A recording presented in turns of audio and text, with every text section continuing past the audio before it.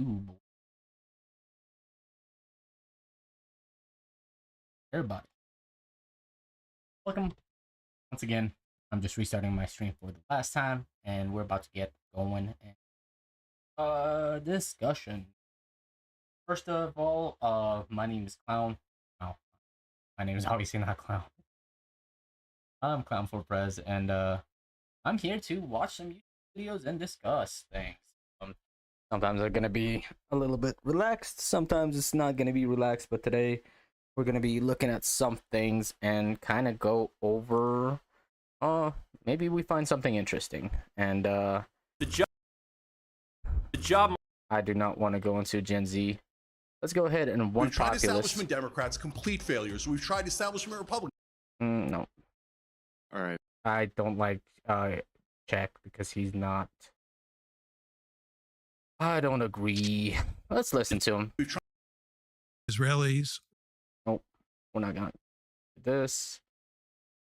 And let's look into something economic, something better. So let's refresh. Let's see what we got recommendations for. And we'll see if we got something we want to watch here. Oh, yeah. My name's Alex Stein. I'm considered one of the sexiest. Alright, let's see this.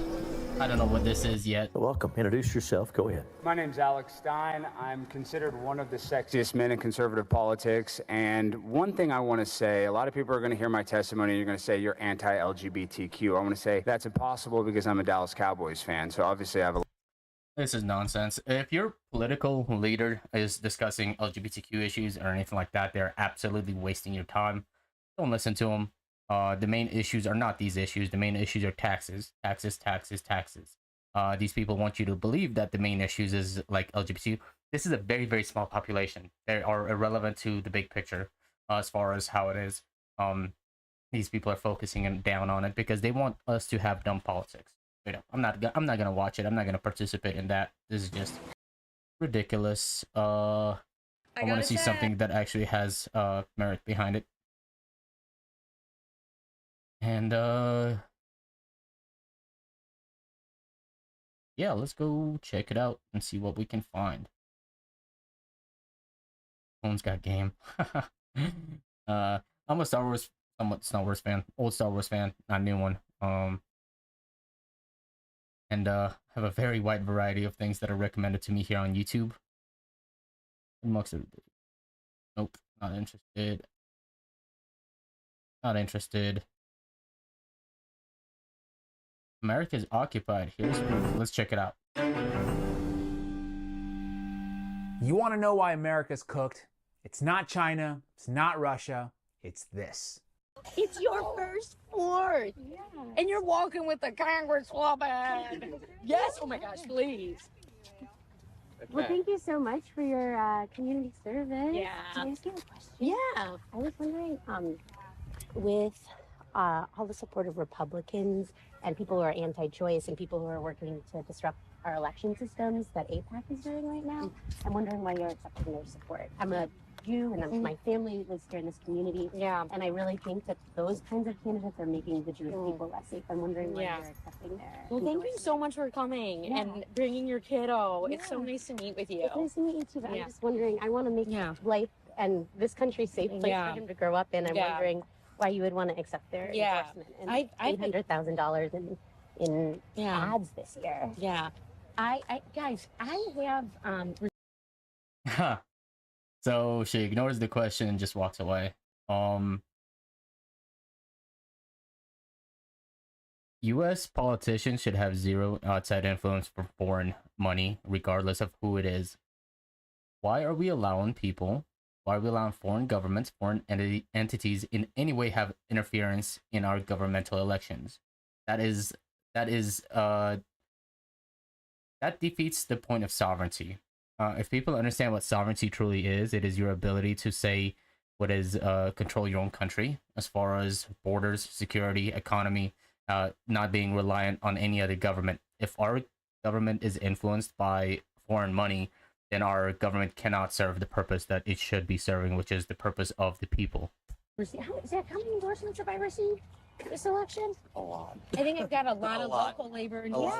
endorsements. Yeah. You are a great representative, and we really appreciate And your she's support. walking I'm just away. hoping- This is Look our at you guys. representatives. Oh my God! And if you really look down as far as the money and how much money is being spent on U.S. elections, it does not make sense. I saw that there was a thing where there was a town of 20, it was like 7,000 people, a town of 7,000 people, and the amount of money spent on its local elections was like 20 some $million.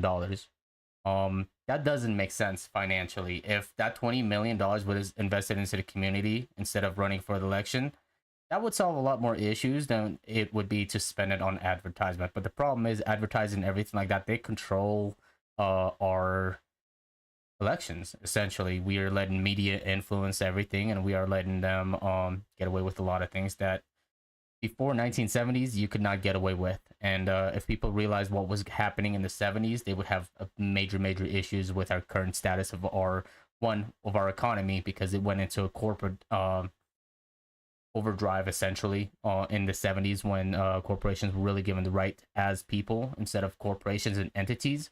And it destabilized our economy. My main concern with that has always been because the corporate entities are being treated as human beings and human rights, even though they live forever and they are never ending thing. They have no fees other than financial. And unless we have a asset set system to where, if, for example, let's say you have a corporate entity that betrayed the public trust and went against essentially, let's say there you have a corporation that pollutes a river or pollutes a lake, and they get caught doing it. Right now, what happens is they get a fine of like 250 million or something like that, and people are like, oh, they got what they needed. But that does nothing for them. As far as if they made $500 million of profit doing something dirty and they get a fee of $200 million, it just means that they made $300 million. It's, people need to realize this, and people need to realize that if we have fees, as far as when it comes to major corporations, it needs to be asset based, and it needs to be in a way that it gets returned to the public. For example, if you have a public auction, let's say you have a company, if they do go and break the antitrust laws and betray the public trust, they would have to, let's say they have a $200 million fine. Instead of fining them cash incentive, it should be asset based, to where they will be forced into public auctions to sell their property and sell their valuable of that value. That's the only way this gets fixed, and that's the only way people can actually regain market base and actually create competition within smaller business. That's my opinion, though. And obviously people are going to say that's communism, but United States is already in communism. We give funds to these corporations beyond. We give them tax breaks. They have every benefit and every competitive edge against the average American, where average Americans probably are able to keep, if they're lucky, 80% of their take-home pay after taxes, after all the programs, after health insurance, after food and everything like that. Meanwhile, these corporations, they actually benefit off that stuff. So as far as APAC, it's just like it should not exist within the United States, and they should not be allowed to have greater influence than they do. Yeah. This is not, look at a boat. Let's ride the boat. Oh, I have so many endorsements everywhere. Bye. Yeah, a congresswoman who purports to care about Jewish safety, but won't answer any questions from her own constituents voicing concerns about their safety. That was Representative Haley Stevens, Democrat from Michigan's 11th District. And this may sound like a crazy conspiracy theory, but she was placed in that seat specifically to represent Israel. That's right, back in 2022, the pro-Israel lobby donated $3 million to her campaign in a safe Democrat district because they wanted to oust the incumbent, Andy Levin, an actual Jewish representative, because they deemed him not pro-Israel enough. So, and that's one thing that people really conflate, and I really hate, is that they conflate Israel with Israelis. As far as like we're talking about the descendants of Abraham and everything like that, I think people have a major misconception of what that really is. They have a misconception of, they blame everything on a small group of people that have a mass amount of control, and because of their ethnicity, they tend to blame the whole ethnicity for it. Whereas even if they do benefit from it as a nation and everything like that, that does not mean everybody is doing it. As far as power goes, and the power structure, it's a pyramid no matter what you look at.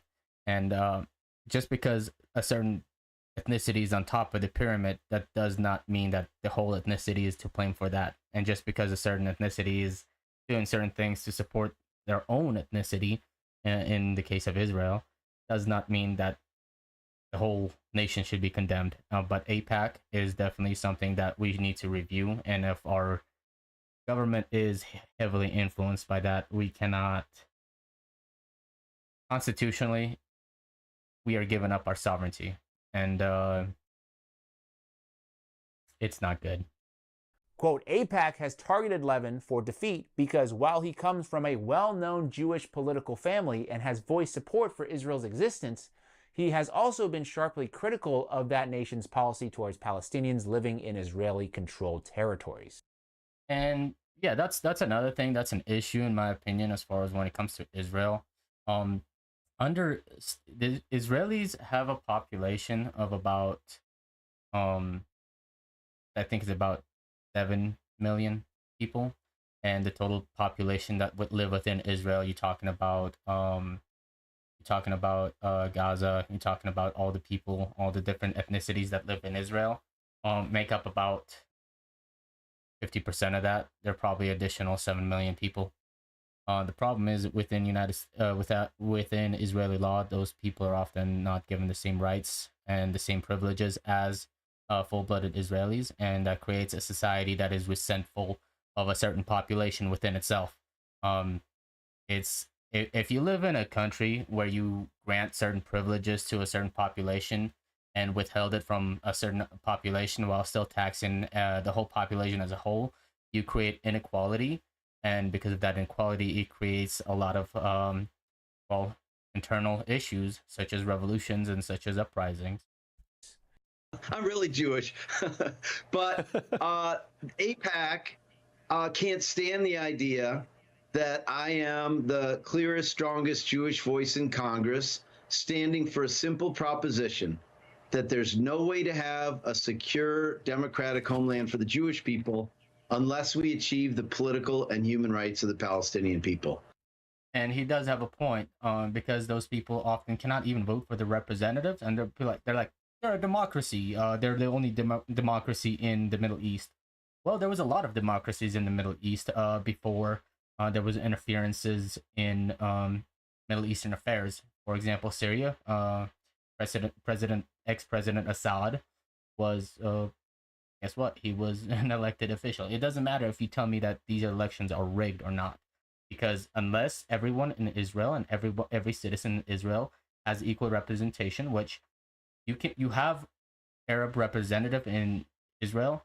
However, they make up like maybe 10% of any kind of legislative voices, which means they don't have actual power. Whereas the population of non-Israelis in Israel is about 7 million people or so, which means it creates inequality and it creates people that are getting taxed without representation, which is the very basis of why United States revolted. That is all it takes, folks. The mildest form of criticism, and you're out. To serve in the United States Congress, you must pledge 100% allegiance to Israel. That is, these people are betraying America. If this was in any other nation, standing for a simple proposition, people would not stand for it. That there's no way to have a secure, democratic homeland for the Jewish people unless we achieve the political and human rights of the Palestinian people. That is all it takes, folks. The mildest form of criticism, and you're out. To serve. So, flag of a foreign nation inside Congress, in the United States Congress, you must support. Your allegiance should be only to one nation and one nation at a time, because otherwise you have no allegiance. This is why double spies and everything, like double agents and everything like that, have always been a black horse once they become that. Is because if you betray one nation, this cannot. Must pledge. I'm not going to say any more about it. Allegiance to Israel. Hence why Haley Stevens, who supposedly cares a lot about Jewish lives, can act with such disdain towards her own Jewish constituents. Once again, to put it bluntly, she is not there to serve the people of Michigan. She is there to serve Israel. And if AIPAC and the rest of the... So this is AIPAC supported organizations here is what I'm assuming. So Fighting Hate for Good, Anti-Defamation League, American Zionist Movement, American Jewish Committee. This is all AIPAC. People think this is just a great list of things that people should pay attention to, and the pro-Israel lobbying apparatus even catches wind of a slight waver in your support of Israel, you better watch out. Here are the top 20 recipients in Congress, the House and the Senate, of AIPAC money in the 2022 midterm cycle. So it's funny because people often conflate Democrats and Republicans. This is also terrifying about is both Republicans and Democrats are compromised by this, and nobody gets almost $1 million for free without anything, without any kind of quid pro quo. Is that what they say? I don't know, whatever they accused Trump of back in 2016, 2018. This is a large amount of money. Keep in mind these representatives also involved in stock trading that may be questionable. And I'm talking about Nancy Pelosi in particular, and not just Nancy Pelosi, because Dan Crenshaw is also has become very, very rich off of running against policies that he initially supported. He became anti-weapon, anti-Second Amendment, essentially, even though he served. And I just can't believe that anyone in the U.S. military, any veteran with the right mind, would agree with that, because they know what happens to these nations. They know what happens to these people. They know what happens in nations where you take away the people's rights to govern themselves and people's rights to be able to change their politics. They become very, very corrupt.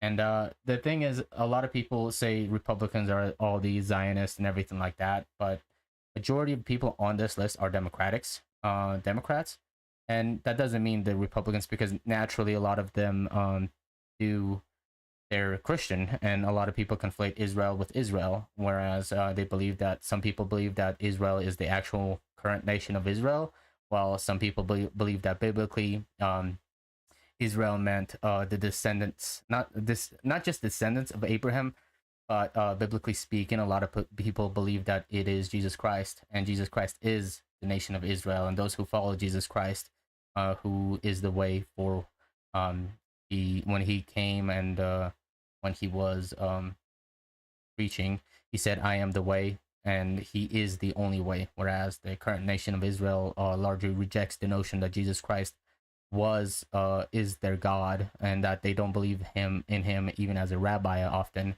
I saw a video of Ben Shapiro. He even denies that Jesus was in any major figure. He believes that Jesus Christ was just trying to overthrow the government, the Roman government, where everything we've learned about Jesus, that's not the case. According to Open Secrets. They're members of both parties. They come from every corner of the country with varying levels of experience in Congress. The Democrat Glenn Ivey of Maryland tops the list. So we got, let's go over the list. That He way beat people out remember fellow this Democrat list. Donna Edwards in... And they're talking about AIPAC, because AIPAC influences so much politics and they're able to spend so much money on media. Well, they are often in control of the media. Whenever you look at the U.S. media as a whole, they often have the influence as far as who gets the votes, how they're portrayed in the media, and often these people just get primaried. It doesn't matter if you're a Democrat or Republican, you have to follow a certain alliance and you have to vote a certain way. Otherwise, you get out and you get primaried. And then that's what creates really the sad state that we currently live in, because they run on certain things, they run on certain policy, and then they turn their back on it. As far as Glenn Ivey, Haley Stevens, Stephen Irvin, Elaine Luiara, Valerie Fouché, Josh Godmer, Don Davis. Let's see who the Republicans are. I want to see. So Don Bacon is one, because I'm a conservative, and I need a list of people that I will make sure that if I'm ever in a position to vote, that I don't vote for. And if someone is voting against United States interest, I will never support that candidate. And we as a whole population should be able to voice our opinions, and we should do it with our vote. And yeah, I mean, we got John Hoeven, we got John Toon, we got Ken Clevert, and we got Michelle Steele and Kevin McCarthy. I'm not surprised Kevin McCarthy is on that list. In Maryland's House primary after AIPAC poured millions into pro-Ivy advertisements and mailers. Edwards was running for a second stint in Congress after serving during the Obama administration, where she voted present, not even a no, on a number of pro-Israel resolutions. So the money poured in against her. And next on the list is Thomas Massie of Kentucky, to punish him for exposing that every Republican member of Congress has a, quote, AIPAC handler. The last thing I'll say, because I want to leave it on a positive note, a note of action, is to say that for people who maybe don't care to pay attention to politics because it's so depressing, it's a cesspool, I have a tip, a heuristic, and that is the easiest way to decide who to vote for is whichever candidate has raised the least amount of money, because that means they are more beholden to the people who vote for them and not for the people who fund them. My name is James Lee. This is the 5149 Show. Thank you so much for watching. Please subscribe for more. Yeah, I mean, our politicians are bought. They're bought and paid for, and they vote like they're bought and paid for. And people allow it. So that's where our politics are currently at. I'm going to take a break. I need to reset here. So I will be back in about a couple hours to kind of, well, not a couple hours, probably in about an hour. I'll come back and continue on looking at different videos and just do a few reactions. So if you guys enjoyed this video, please like, share, subscribe. And